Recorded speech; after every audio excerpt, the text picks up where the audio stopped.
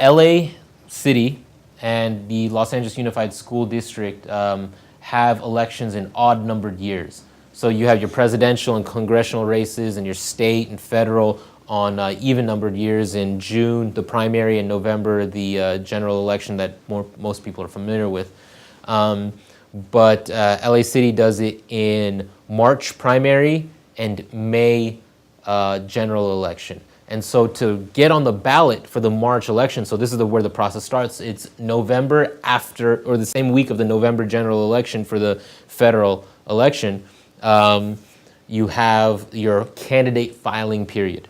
So you have to go into the city clerk's office and you have to, demonstrate you're a resident of Los Angeles City, you're qualified to run for whatever reason. You decide your ballot designation, you file the paperwork, and there's a whole week of that. And so all the different candidates for all the different races will file paperwork, and not just school board, but city council, district by district, and over 100, I don't know if it was 100 people, but a lot of people filed paperwork to run for office. So once that 1 week period is closed, then you get your petitions. You have to collect signatures of registered voters to qualify yourself for the ballot. In LA City and LAUSD, it's either 500 signatures of registered voters plus $300, or 1,000 signatures in lieu of a filing fee. So you collect 1,000 signatures of qualified registered voters in your district, you're on the ballot. You don't have to pay any filing fee. So you have until this time, about a month, maybe 4 weeks. So I don't know the exact dates right now, maybe off the top of my head. November 8th is when the election filing period closed, and and you got your petitions, and then December 5th is when you had to turn in your petition. So the city gives you certified, officially stamped petitions that you have to circulate and get signatures on. You can't print them off online and then do it. There's no online, none of that. You have to use these specific pieces of paper that the city gives you to collect those signatures over this 4 week period, and then you got to turn it back into the city. And then they verify, they look, is this a registered voter? Is this where they're registered to vote? Does this count? Yes, okay, that's +1. And then they go through and make sure you get it. So just collecting those signatures is a process, right? Collecting, obviously my goal was to collect 1,000 signatures.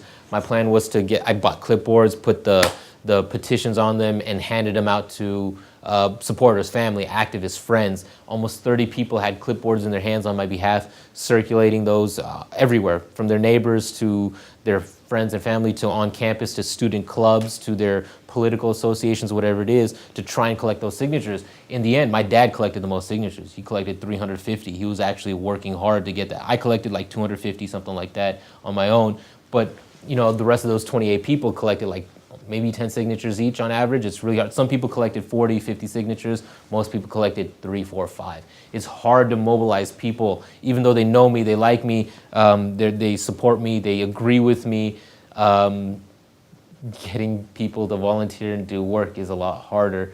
Everyone understands that. I think everyone knows that if you've tried, it's much harder to get people to put in time and effort for a cause than you initially hope. And it was still, I still collect 300 signatures from these people that I thought would support and help out and this and that. So I was okay with that.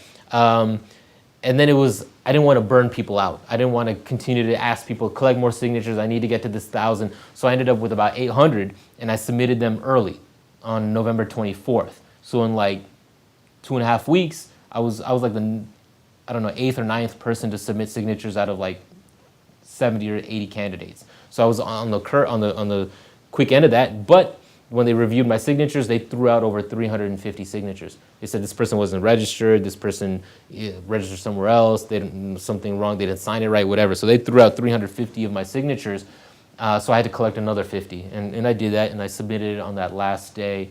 So that was a process of just getting on the ballot, right? Develop flyers and material to give to people. This is just to get me on the ballot, and had the website starting to get up and going. And then I qualified for the ballot.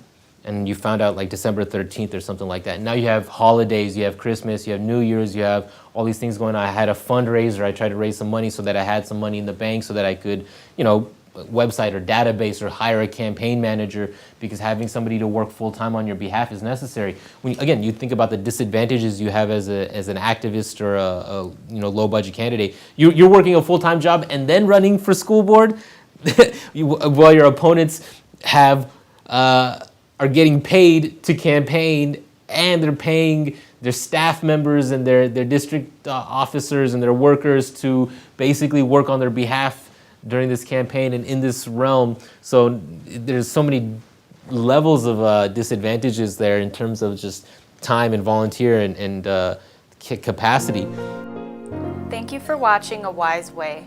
Subscribe to stay updated, share to pass the knowledge, or view our other videos on the left.